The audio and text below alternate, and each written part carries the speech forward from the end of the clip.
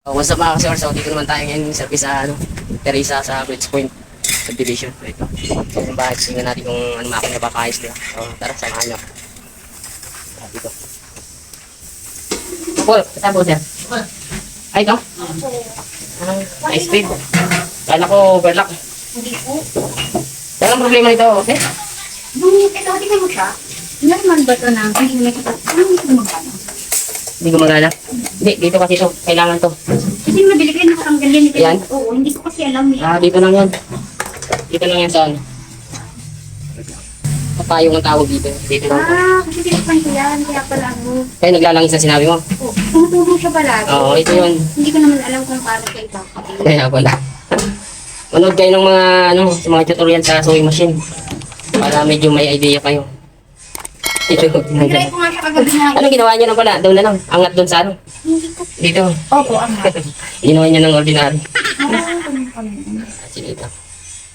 Yan siya mga kasur. Bali, ito nilagyan na lang nila ng ano kasi.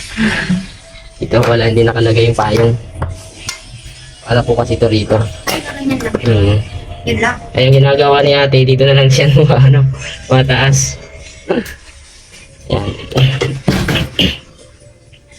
Sa tension niya, wala nang problema po.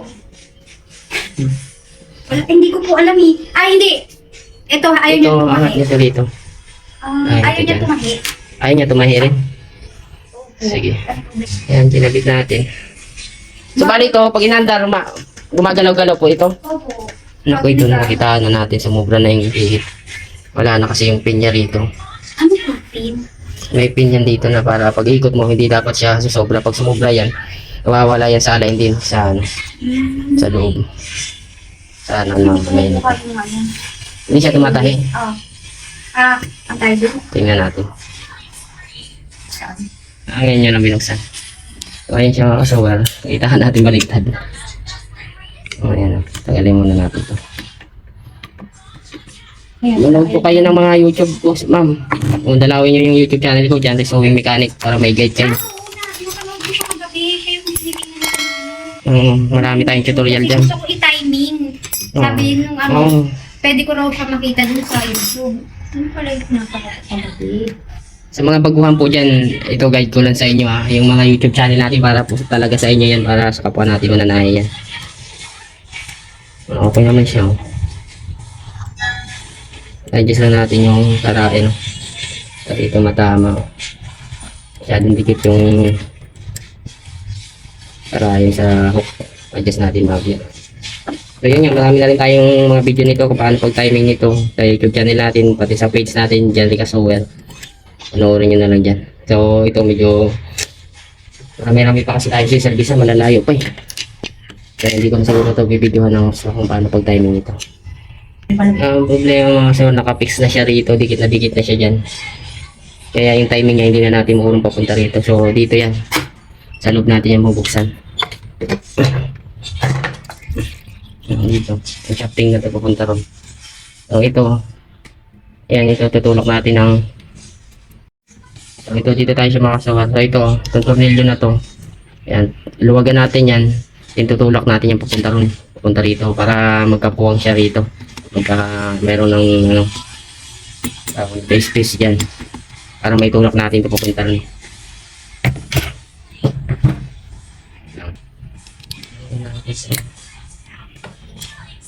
Dalawa yan. Hipitan ko muna to kasi baka mawala sa alay. Layo niyo pala. Paano ko Inangunan po. Ayan, inurong na natin papunta ron. Ayos din to mga kasawal kung sakaling magpalit kayo ng rotating hook. Diretso na yung ipasok nyo dyan para hindi na kayo mag ano, timing na taas pag ganyan. Kundi timing nyo na lang yung hook at saka yung karayom. Makaganda rin to may ganito. Hipitan ko na siya. Kaya na pag napalit kayo ng karayom na malaking size, talagang mapuputol talaga yung karayom. Kasi nga nakapix na yung ano niya. Kaliwat kanan. Okay. Balik tayo dun. Kasi nga tumatama siya. Balita po ba? Tumatama. Kaya naputulan daw si ma'am dito. Kaya luwagan ko ulit. Luwagan natin ulit ito, din itutulak na natin papunta ron. Kasi na urong na natin ang bahagya yun.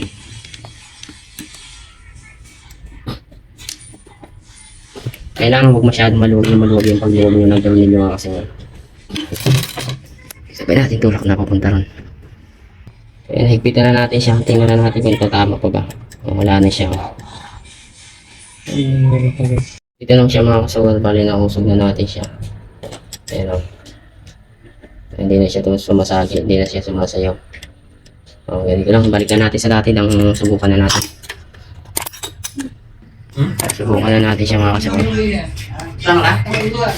Natin. Check. Lah, ayaw mandal. Pagkaangat yung put. Tay tayo dyan. Bakit? Angat yung put. Okay naman. Lah, hindi nga rin. Wala tayong mandal. Lock na.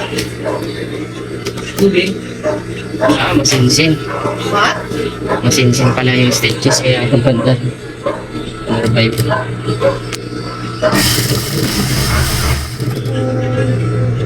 Kapatid. Nakigpit. Salit lang muna natin. Makulit. Napapatid siya. Okay mo, saan yun? Napapatid. Wait kaya. Okay naman yun. Ngayon ang ayusin natin yan. Patid naman. Maluwag naman siya. Diba? Nagpapatid. Trapay tayo dyan. Saka magaspang yung rotating hook natin. Na-stuck na po kasi yun. Ito. Sige natin sa ilalim. Kasi kung nagpapatid, so marami naman tayong video dyan. Kukunin muna natin dito. Sa mga dito, bago tayo mag-adjust sa fading niya. Minsan ito kasi, liyahin natin yan kung sakaling may sumasabit dyan.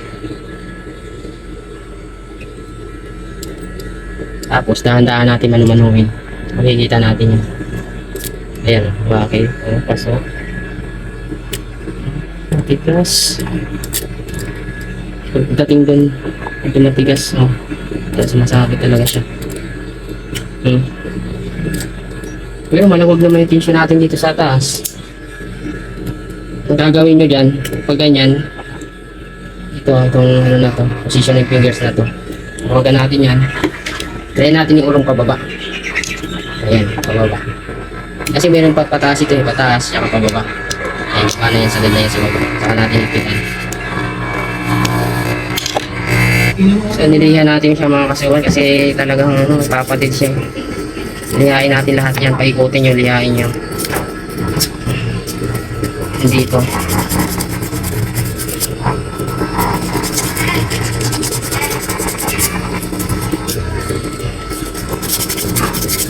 Dito na yun. Kung saan sumasabit. Subukan na natin. Subok. Ayun, wala na. Kaya lang masikip siya rito. Ilalim. Huwagan natin yung bobbin piece.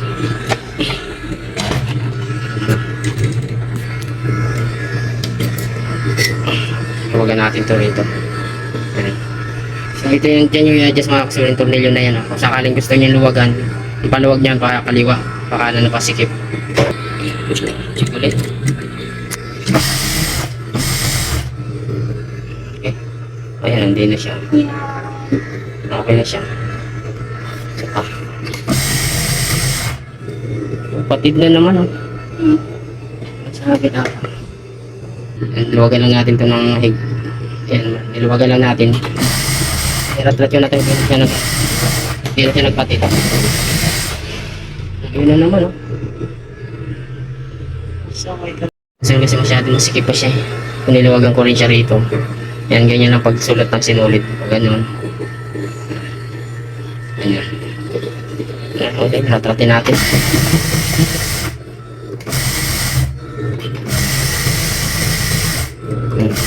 Hindi na. Wow! Subukan na natin sa mayari. Sige ate. Yan, dyan ka na sa ano. Nasanay ka na tuloy doon. Nasanay kasi siya sa portable niya. Na doon sa likod ni nanay na. Okay na. No? Ano po bang nangyari sa portable mo ngayon? Kaya natin ayusin yan, ma'am. Pag may budget na. Mukhang maganda pa yan, oh. Ang tatak niyan. Sige. Singer siya. Mukhang maganda pa yan. Marami rin tayong ginagawa ng mga ganyan. Pag ganun sabihin. Oo. Bakal kaya maingay na kasi siya, tapos parang sabi ko Mga portable kasi talagang medyo may mga katagalan din kasi may katagalan din ayusin yan. Masakit din sa ulo yung mga ganyan kasi iba-iba nga yung mga posisyon ng mga rotating hook niya. Minsan sa ibabaw, minsan sa gilid. Kaya medyo hindi katulad dito sa mga industrial. Talagang iisa lang talaga yung yung posisyon ng pagkalagay ng mga parts niya. So ayun. So ayun siya mga kasal, nakita niyo na kung paano natin inayos yun nga. Ang nangyari, dahil pinapagkuhan si ma'am nasanay dun sa sa portable na sewing machine. Kaya medyo pagkuhan. Pero mas maganda rin talaga yung may talaga sariling video tape para kung sa makapalan, talagang maganda talaga yan. Yan, nakita natin, binago natin yung timing. Tapos pag bago natin ang timing, parang nakapix na yung timing niya. Kaliwa kanan. Kaya ginawa natin, nag-adjust tayo doon ng video. Tapos nakita niyo naman, pinulak natin ng bagya rito. So, ayun, salamat sa kanila sir at saka kay ma'am dito sa pagawa ng ako niya dito sa Teresa. So, ayun, hanggang dito na lang. Sa mga gusto palang magpa-service niyan, may mga video tayo dyan sa screen yung contact number ko dyan, yun na lang ko kontakin din. Sa mga comment section, nandiyan rin yung mga contact number natin dyan. Tsaka follow nyo na rin pala ako sa Facebook page natin dyan, kasi yung mga update natin ng pagsiservice, ginagawa akong reels. So, ayun, hanggang dito na lang. Salamat.